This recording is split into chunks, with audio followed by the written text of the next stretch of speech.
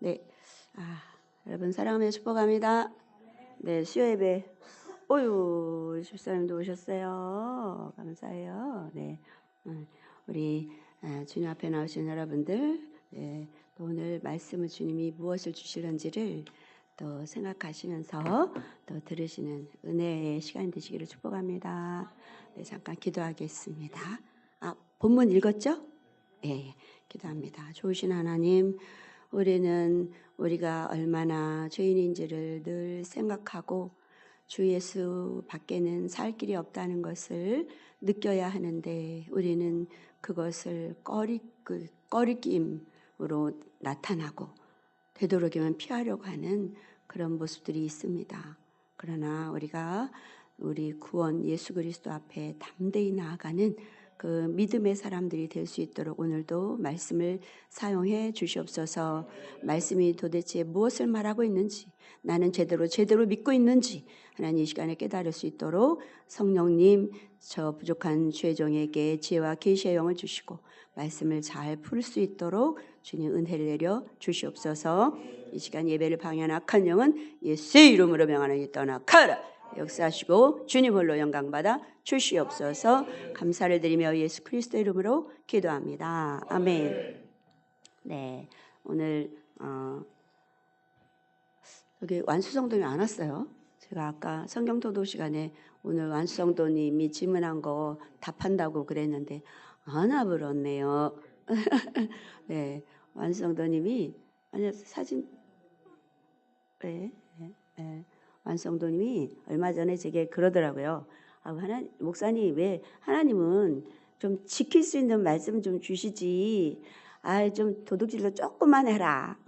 간음도 조금만 해라. 이러면서 지킬 수 있게 좀 주시지. 이렇게 지킬 수 없게 말씀을 주셨어요. 이러더라고요. 그러니까 그 완수정도님의 그 시선이 말씀을 지키려고 하는데 가 있는 거야. 얼마나 예뻐요. 예, 그런 발버둥이 없이는 우리 하나님을 이해할 수 없습니다. 네, 우리는 하나님의 사람들이고 말씀의 사람들이므로 우리 주님이 원하시는 말씀에 늘 시선이 가 있어야 될 줄로 믿습니다. 네, 오늘 본문이 어느 책이에요? 성경의 히브리서. 히브리서는 누가 썼어요? 바울이 썼죠. 바울이 몇 권을 썼어요? 신학에서? 13권을 썼는데 뭐부터 뭐까지 썼어요? 맞아요. 로마서에서 이 히브리서까지. 다른 사람은 이 히브리서를 쓸 실력이 안 돼. 그 누구도. 그래서 이거를 바울이 썼다고 보는데 이제 로마서부터 히브리서까지 13권을 이제 사도 바울이 씁니다.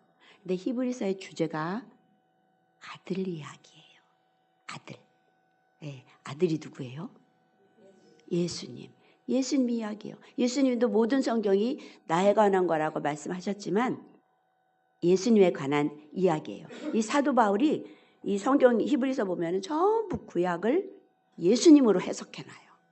예수님으로 구약을 전부 예수님으로 해석한 책입니다. 자, 오늘 이 히브리서는 율법이 어떻게 예수님에게서 완성되는지 또 수많은 선지자들이 구약에서 한 말씀들이 다 예수 안에서 다 완성이 돼요. 그것을 이제 이 히브리서가 말하고 있습니다. 여러분, 오늘 그러면 히브리서는 사도 바울이 누구에게 쓴 책이에요? 딱 걸렸네. 박정훈 집사 뭐라고요? 맞아요. 히브리인이 뭐예요? 뜻이 뭐예요? 그렇지. 강을 건너온 자야. 그러니까 목숨을 걸고 완전히 달라진 사람이에요. 히브리서가 바로 강을 건너온 자를 말해요. 네, 이렇게 히브리인들에게 쓴 편지인데 이 히브리서를 쓰게 된 배경을 좀 여러분께 말씀을 드릴게요. 여러분, 로마에 이스라엘이 식민지로 있었잖아요. 식민지로 있었는데 이때 로마가 인구 분산 정책을 썼어. 저 멀리 너희들은 여가 살아라. 너희는 여가 살아라. 이렇게 인구 분산 정책을 쓴 거예요. 그래서 여러분 예수님이 십자가에 죽으실 때 구레네 시몬이라고 기억나세요? 그 가까운 데 사는 사람이야? 먼 데 사는 사람이에요? 멀죠. 예. 거의 1000km라고 얘기를 하더라고요. 서울에서 부산까지가 430km인데 거의 1000km라고 얘기를 합니다. 그렇게 멀리까지 인구 분산 정책을 한 거예요. 그런데 거기 가서도 이 유대 종교 이거를 놓질 않았어요. 그래가지고 1년에 3번 예루살렘에 와서 남자들이 20세에서 50세까지는 남자들이 와서 제사를 지내는 이거를 안 놓친 거야. 그리고 구레네 시몬도 그 먼 데서 예루살렘에 와서 제사를 지낸 거예요. 그렇게까지 막 하는 거야. 그런데 이 유대교 신앙을 안 놓치고 몇 번 제사를 지내요, 남자들이? 3번. 언제? 오전, 오후?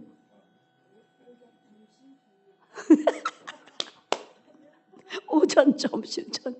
또 다른 사람 3번은 맞는데 뭐예요? 언제 제사를 지내요? 이스라엘 사람들이? 6월절, 장막절, 또 초실절. 다 같이 6, 5초 해보세요. 해봐. 6, 5초, 6월절, 오순절, 초막절. 6월절은 봄절기예요. 오순절은 여름절기. 딱 하나밖에 없어요. 오순절은 여름절기. 그 다음에 초막절, 수장절, 장막절 이거는 가을절기예요. 예, 그 초막절, 그 다음에 나팔절, 또 대속제일 이게 가을절기 있어요. 이 3번 6월절, 오순절, 초막절 3번은 반드시 와서 예루살렘에 제사를 지냈다고요. 근데 이 사람들이 저 멀리 이사를 시켜도 그땐 딱 오는 거야. 근데 예수님이 무슨 절기에 죽었어요? 이 3절기 중에서? 6월절에 십자가에 죽었죠. 예. 그런데 죽고 나서 끝났죠. 뭐였어요? 부활했잖아요. 이거를 유대 종교 지도자들이 입틀막을 시킨 거야. 입틀막.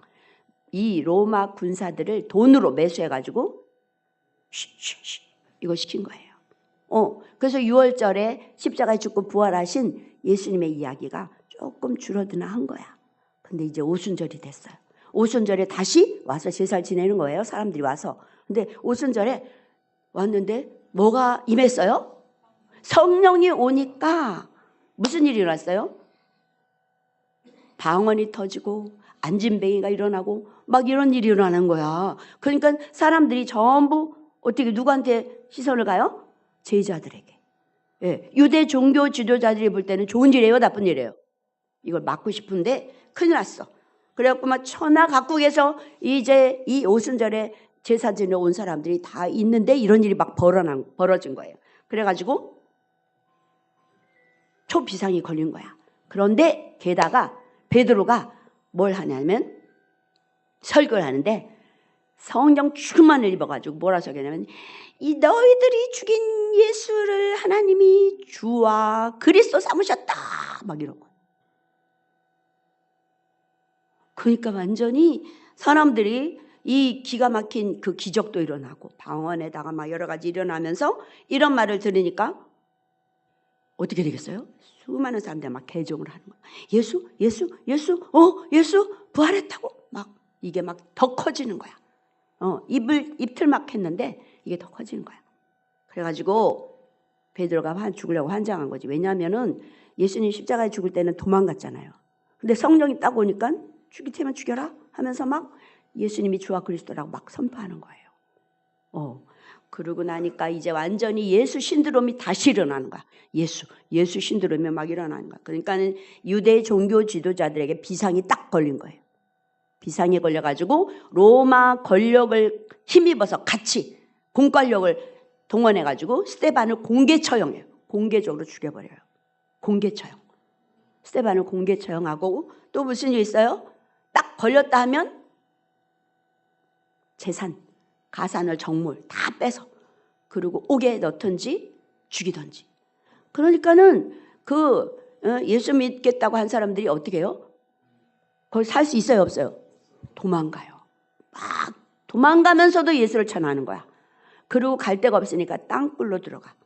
땅에 무덤을 옛날에 이제 밖에 있었는데 이 땅굴을 파가지고 거기서 사는 거야. 이게 카타콤이에요.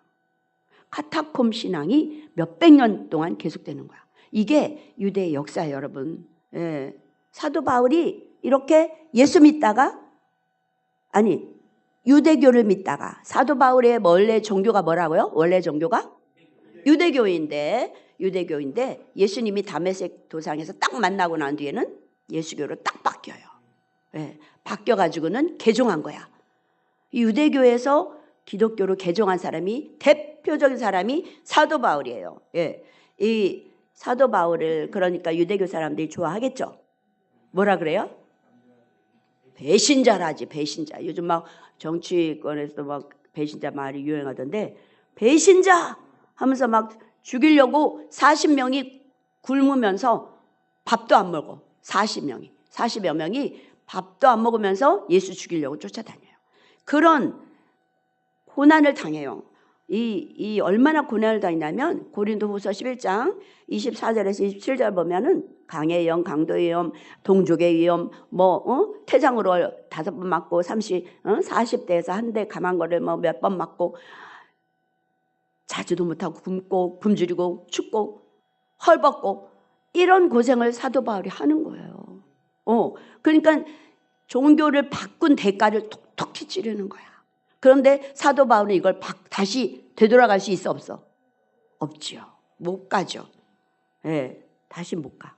네, 그래서 사도 바울은 유대교인들의 그 아픔을 알아요. 야, 내가 이렇게 당했는데 당신들 얼마나 힘들겠냐.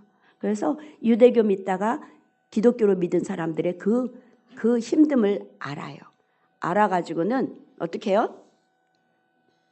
그들에게 쓴 편지가 히브리서예요.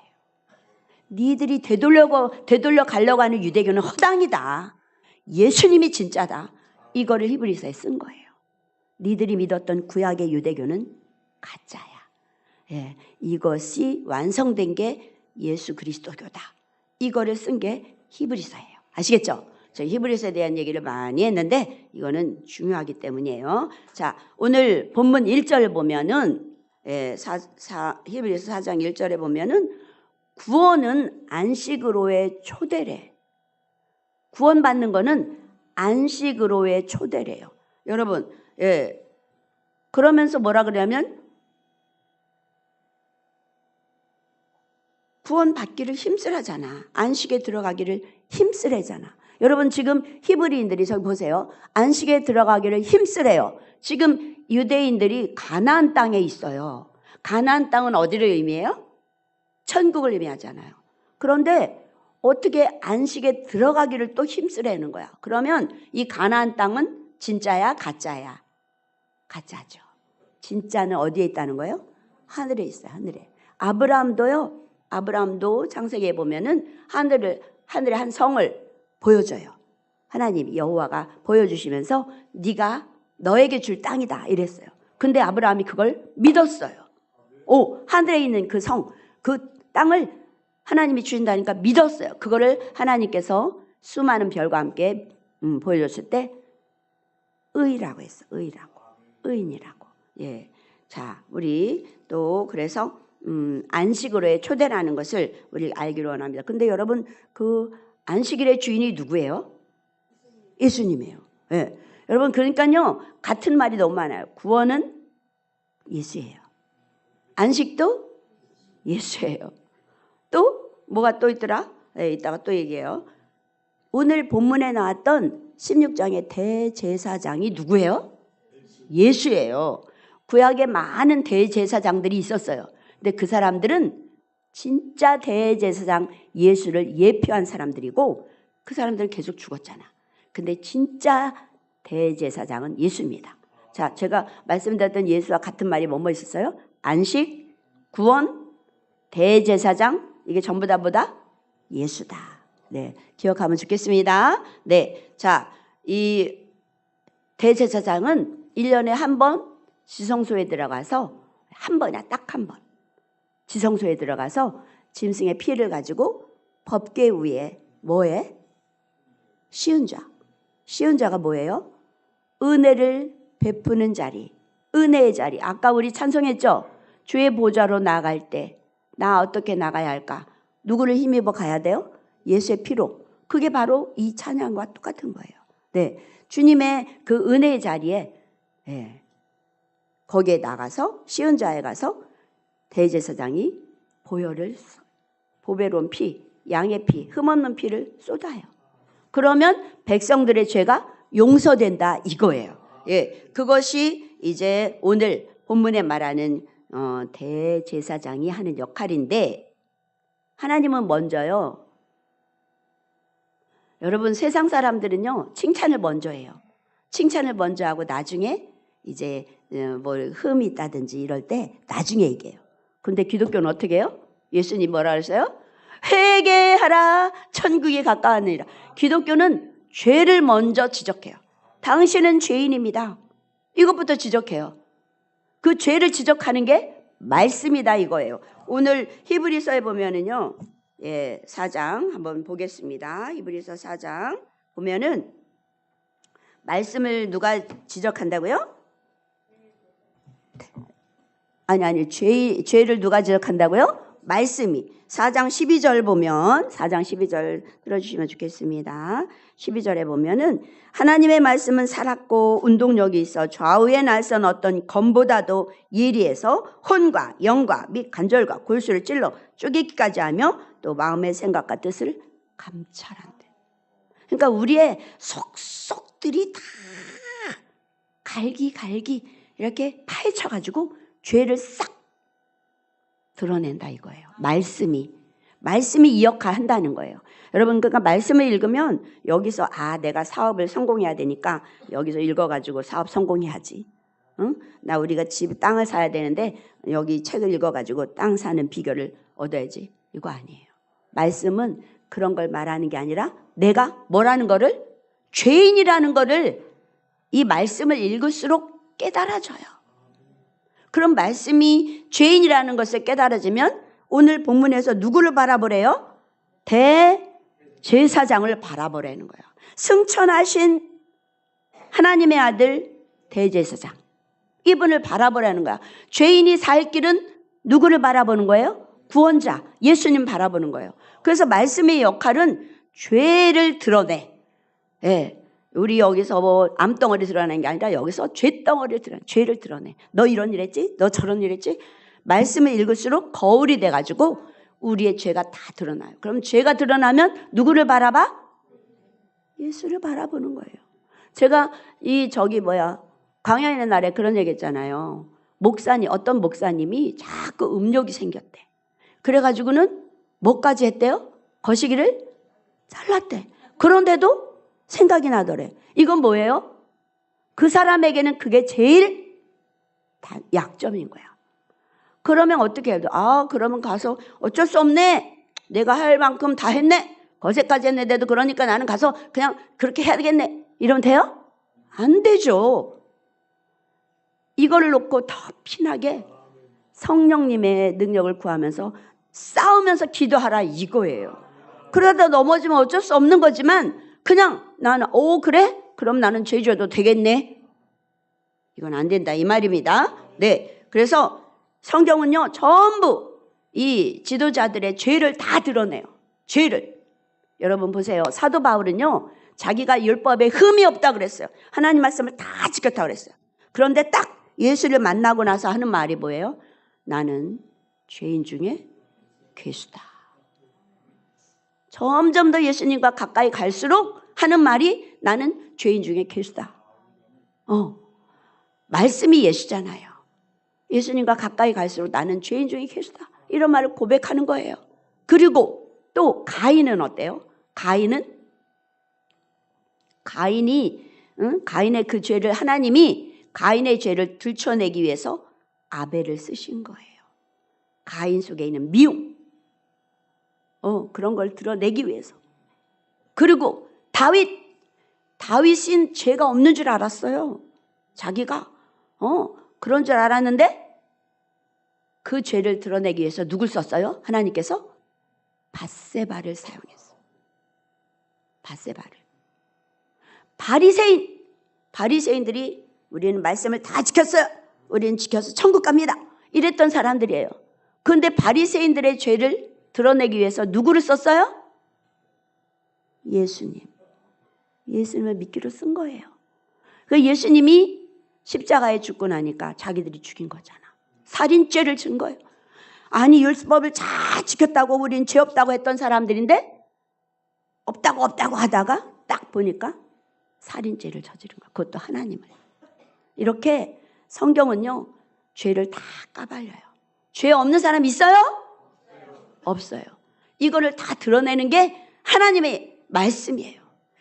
예, 죄인인 줄 깨닫게 되면 누굴 바라본다고요? 대제사장이신 승천하신 대제사장 예수님을 바라보게 된다 이 말입니다.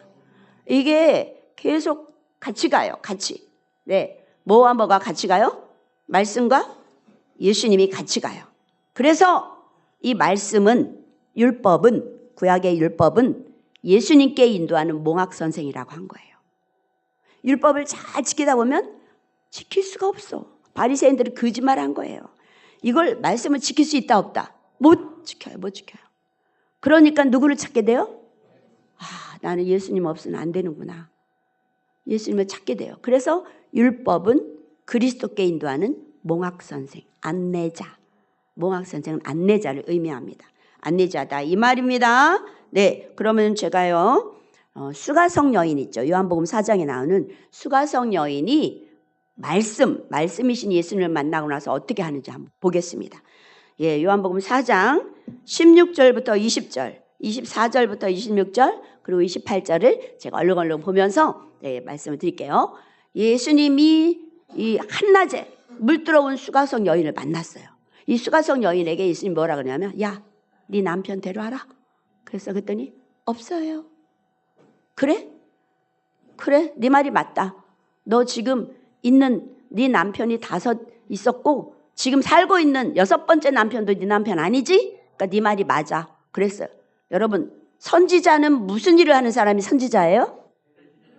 죄를 지적하는 사람이에요. 선지자. 내 죄를 지적한 당신은 선지자네요?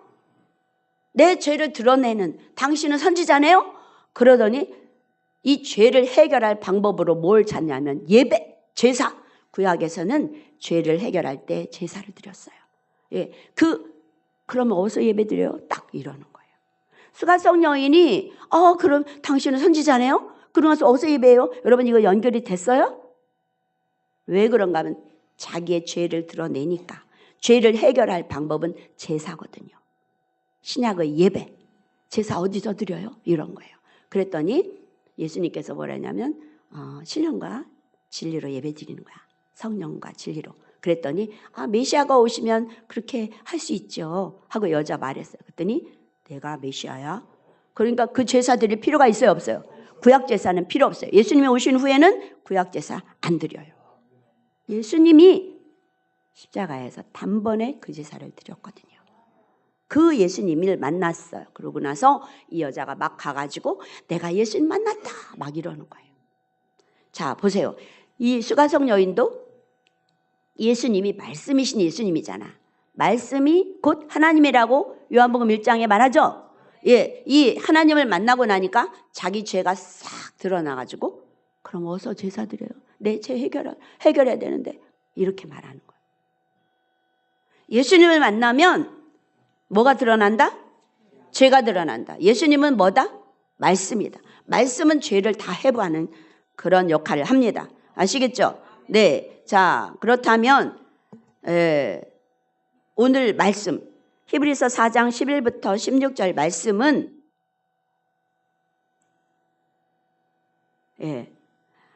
안식에 들어가기를 힘쓰라 하면서 말씀에 순종하라는 거예요.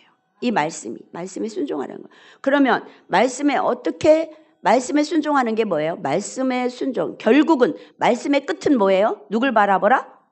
대제사장을 바라보라. 어떤 사람이 바라본다? 자기가 죄인인 줄을 아는 사람. 죄인인 줄을 뭐를 통해서 안다? 말씀을 통해서. 이게 돌아가는 거예요. 말씀은 죄인인 줄을 지적하고 죄인은 대제사장이신 예수님 바라보고. 아시겠죠? 네. 그래서 우리가 은혜의 보좌에 담대히 나아가라 이 말입니다. 여러분 이 성막에 보면 세 부분으로 돼 있죠. 어떻게 돼요? 성막에 문을 들어가면 뜰이 있고 성소가 있고 지성소가 있어요. 이 지성소에 가면 그 안에 뭐가 있어요? 법궤가 있어요. 이 법궤 속에 뭐가 있어요? 만나 항아리, 아론의 쌍난 지팡이, 돌판, 십계명 적힌 돌판, 이게 있어요. 네, 이게 있는데 대제사장은 1년에 한 번 양의 피를, 자기를 위한 제사를 먼저 드려요. 그리고 양의 피를 가지고 지성소에 들어가서 법궤 뚜껑을 뭐라 그래요? 씌운 자가 뭐예요? 은혜의 자리. 예, 은혜의 보좌. 예, 아까 찬양했던 주의 보좌예요. 은혜의 보좌 위에 양의 피를 쏟아요. 그러면 이게 싹 덮어져요. 그러면 그 법궤 안에 있는 것 세 가지는 이스라엘이 하나님 앞에 범죄했던 죄를 상징하는 거예요. 돌판도 몇 번째 돌판이야 이게? 두 번째예요. 첫 번째 거는 뭐 때문에? 금송아지 때문에. 우상숭배하고 있었잖아요. 그래서 이 큰 죄를 상징하고 아론의 쌍난지팡이도 당신만 레이지파냐? 이러면서 대들었던 사람들 있잖아요. 이 상징하고 그 다음에 만나도 지겨워 이거 맨날 이거 애굽에 있는 오이 부추 뭐 이거 달라고 막 이러잖아요. 이게 전부 죄를 상징하는. 이 죄가 피가 딱 덮으면 더 이상 아무리 모무스의 신이 비난과 조롱과 정죄의 신이 아무리 눈을 부릅뜨고 죄를 찾아도 찾지 못한다. 이게 아모무스라 그랬죠. 네, 이렇게 이 죄를 덮어주는 예수님의 그 자리, 은혜의 자리, 은혜의 자리에 너희들이 담대히 나가라 이 소리입니다. 네, 그래서 이 하나님이 말씀을 율법을 주신 목적은 예수님이에요. 하나님은요 예수님 밖에 아무것도 없어요. 이 세상에서 오로지 예수님 하나만 드러내기를 목표로 하시는 거예요. 다른 거 없어요. 아니에요. 내가요 40일금식을 3번 했고요. 난 5번 했고요. 내가요 큰 성전을 지었고요. 다 필요 없어요. 누구만 드러나길 원해요? 예수 그리스도. 예수 그리스도만 드러내기를 원하시는 줄을 믿으시기 바랍니다. 그래서 시편 2편 12절에 보면 내 아들에게 입맞추래요. 그의 아들이 누구야? 하나님의 아들 예수님께 입맞추라. 예수님을 사랑하라. 믿어라. 그렇지 않으면 진노하심으로 너희가 어떻게 된대요?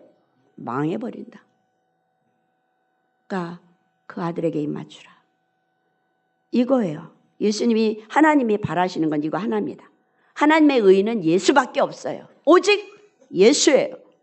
이 땅에 아무리 나고 날고 기고 훌륭한 사람도 다 더러운 죄인이에요. 오직 누구만 드러내길 원하세요? 하나님은 예수님만 드러내길 원하신다 이 말입니다. 자, 그렇다면 마음대로 살아도 되나? 여러분 마음대로 사는 사람은 예수 안 믿는 사람입니다. 예수 안 믿는 사람이에요. 예수 안 믿어도요. 마태복음 7장 22절 23절에 보면 귀신을 쫓아내고 선지자 노릇하고 많은 능력을 행한다고 나와 있어요. 다 해요. 귀신의 능력 받는다니까? 그래서 말씀 없이 기도 주여 하면 귀신 능력 받아요. 그래서 귀신의 역할을 해요. 귀신이 왜 뿔나고 막 이런 거 해요? 예수님처럼 비슷하게 한다니까. 예수님 믿지도 않으면서 예수님 믿지도 않으면서 그렇게 역할을 한다니까요. 예. 자, 유다서가 있어요. 예수님 동생이 쓴 책이에요. 유다서 1장 3절과 4절 보겠습니다. 한번 큰 소리로 읽어주세요. 시작. 사랑하는 자들아, 우리가 일반으로 받은 구원에 관하여 내가 너에게 편지하려는 생각이 간절하던 차에 성도에게 단번에 주신 믿음의 도를 위하여 힘써 싸우라. 뭐를 위해 힘써 싸우라? 믿음의 도를 위하여. 믿음의 도가 뭘까요? 예수를 위하여. 말씀을 위하여. 내 믿음의 도를 위하여 힘써 싸우라. 편지로 너희를 권하여 할 필요를 느꼈나니 그래서 유다서 쓰는데, 자, 4절 시작. 이는 가만히 들어온 사람 몇이 있음이라. 그들은 예적부터 이 판결을 받기로 미리 기록된 자니 경건하지 아니하여 우리 하나님의 은혜를 도리어 방탕한 것으로 바꾸고 홀로 하나이신 주제 곧 우리 주 예수 그리스도를 부인하는 자니라 했습니다. 여러분, 이 시대에는 뭐가 유행했냐면 영지주의자. 머릿속으로 예수만 믿으면 돼. 이 육체는 더러운 거야. 그러니까 이 육체로는 마음껏 살아도 돼. 죄 지으며 살아도 돼. 영적으로만 생각, 이 믿음으로만 믿는 거예요. 이거 맞아요? 그러니까 영지주의자들의 주장은 뭐냐면 따라서 해주세요. 어차피 죄인이니까. 죄인이 죄 짓는 게 무슨 문제냐? 이거예요. 맞아요? 자기들을 합리화시키는 말이에요. 예, 이 사람들이 바로 영지주의자입니다. 네, 하나님의 은혜를 버리고 자기의 색욕을 쫓아가는 거예요. 이거는 바로 예수님을 부인하는 겁니다. 아시겠죠? 그러므로 마음대로 살면 된다? 안 됩니다. 그래서 정리합니다. 말씀대로 살아봐야 돼요. 말씀대로 살려고 노력해야 돼요. 된다 안 된다? 결론은 안 되는데 노력을 해야 안 돼요? 해야 돼요. 이 몸이 무슨 몸이에요? 사망의 몸이에요. 죄 짓는 게 제일 좋아.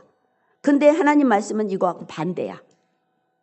하늘의 생각, 하나님의 생각과 땅의 이 사망의 몸의 생각은 너무 차이가 나. 그래서 이거를 우리가 따라가기가 힘들어서 신앙생활이 힘든 거예요. 예, 우리가 이거를 지켜가지고 천국 가는 게 아니에요. 근데 예수 믿는 사람은 말씀을 지키려고 노력해야 되고 안 되네요. 주님 도와주세요. 이게 신앙생활이에요. 따라서 합시다. 주님 안 되네요. 도와주세요. 이걸 날마다 말씀을 지키려고 노력을 해야 되고 넘어질 때마다 이 기도를 해야 돼요. 이게 신앙생활인 줄 믿기 바랍니다. 네, 그래서 이 은혜의 보좌 앞에 담대히 나가는 게 신앙이에요. 죄 지었다고 예배를 안 와? 그건 마귀 밥이에요. 그러면 안 돼요. 네, 담대히 나오시기 바랍니다. 자, 이 말씀과 예수는 같이 일해요. 예수님과 말씀은 같이 일해요. 말씀은 행함이에요. 말씀대로 해야 돼. 행함이에요. 예수님은 믿음이에요. 행함과 믿음, 이게 같이 일해요. 그래서 행함이 없는 믿음은 죽은 믿음이고 귀신의 믿음이라고 야고보서 2장 말하죠. 네, 그렇게. 네, 그런데 여러분 제가 역전에서도 말씀드렸죠. 우리가 밥을 먹으면 밥이 나오면 안 돼. 뭐가 나와야 돼? 밥을 먹으면 에너지가 힘이 나와서 일을 해야지. 밥 먹고 뭘 해야 돼? 일해야지. 밥 먹고 밥을 내나? 안 되잖아요. 이 말씀을 먹으면 뭐가 나와야 돼? 말씀은 예수예요. 예수가 나와야 돼. 행함으로 예수가 나와야 돼. 말씀이신 예수님을 먹으면 행함으로, 삶으로 예수님이 나와야 돼요. 말씀을 먹으면 삶이 나와야 되는데 예수를 드러내야 돼요. 신앙생활이 쉽죠? 쉽죠잉? 어려워요. 산상수훈이 예수님께서 하신 산상수훈의 결론이 뭐예요? 마태복음 5장부터 7장까지의 결론이 뭐라 그랬어요? 이야, 까마귀가 너무 많다. 산상수훈의 결론이 뭐예요? 에?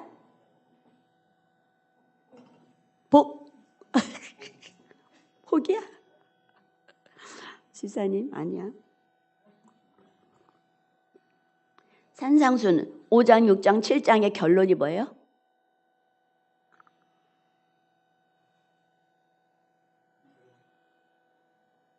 열매. 뭐예요? 열매야? 산상수훈의 결론이 뭐야? 따라서 하세요. 열매로 나무를 알리라.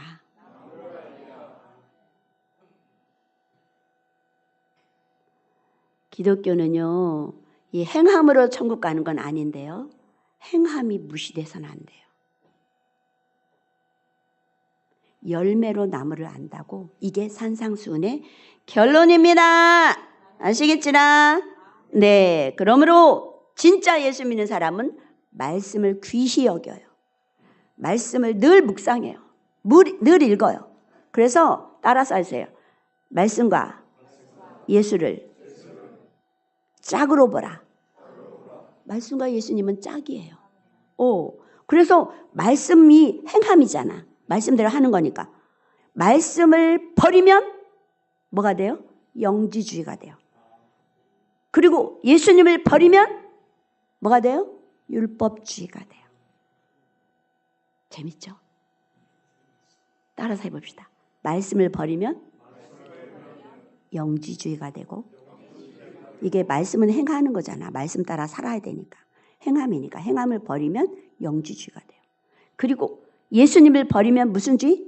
율법주의. 율법주의자들은 자기들이 율법 지켜서 가지 예수 따위 안 믿어도 돼. 내가 다 지켜서 가. 누굴 왜 인간을 왜 믿어? 이거예요. 율법주의가. 그래서 영지주의, 율법주의. 아시겠죠? 너무 어렵나요? 네, 오늘 머리가 지끈지끈 하시면 안 되는데. 아무튼, 네, 이렇게 예수님은요, 반드시, 지난번에 여기 와서 특송하는 형제 있었죠. 난 그거 볼 때마다 막 머리가 아팠어. 난 죄가 없대. 근데 찬양을 해. 제가 열불이 났었어요. 그 형제 찬양할 때마다. 근데 어느 순간보다 안 오더라고. 할렐루야. 나는 그 사람이 구원받길 바라요. 근데 찬양은 안 돼. 왜냐하면 예수님은 죄인을 만나요. 자기가 죄인인 줄 아는 사람을 만나주세요. 죄인인 줄 자기가 모르는데 예수님 만날 수 없어요. 그 죄인인 줄 알게 하는 게 뭐예요? 말씀이에요. 그래서 말씀이 예수님을 만나게 하는 중매쟁인 거야. 오늘 제목이 뭐예요? 말씀은 중매쟁이에요. 누구를 만나도록?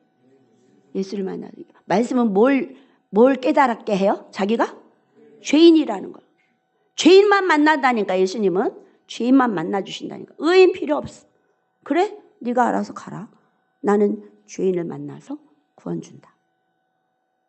말씀은 죄를 깨닫게 해서 내가 죄인인 걸 알게 하고 예수님을 바라보게 합니다. 그래서 말씀은 예수님을 바라보게 하는 중매쟁이에요. 아시겠죠? 네. 자, 그래서 우리가 만약에 말씀대로 반듯하게 올바르게 살 수 있다면 예수님이 이 땅에 오셔서 죽을 필요가 있어요, 없어요? 없어요. 우리가 하면 되는데. 근데 우리는 살 수가 없어요. 그런데도 살겠다 하는 게 율법주의자들이에요. 네, 율법은 좋은 건데 율법주의는 안 좋은 거예요. 성화도 좋은 건데 성화주의는 안 돼요. 네, 자, 그럼 따라서 하겠습니다. 나는 안 됩니다. 은혜 아니면 안 됩니다. 예수님 아니면 안 됩니다. 네, 이것을 우리가 깨달으시기를 축복합니다.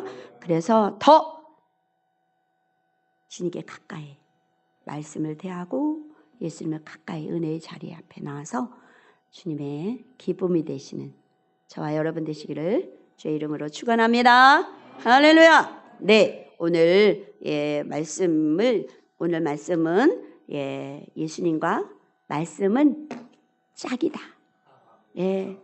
짝인데 그 말씀을 통해서 우리가 죄인인 걸 알고 죄인은 예수님을 바라보고 예수님은 죄인을 만나주신다는 거. 이것만 기억하면 됩니다. 네, 말씀은 우리를 뭐라는 걸 깨닫게 해요? 죄인이라는 걸 깨닫게 해요. 그러면 죄인은 누굴 바라보게 돼요?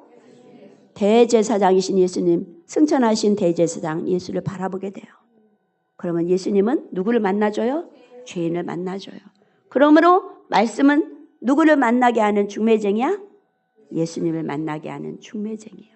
아시겠죠? 네, 오늘 말씀 잘 들어주셔서 감사합니다. 자,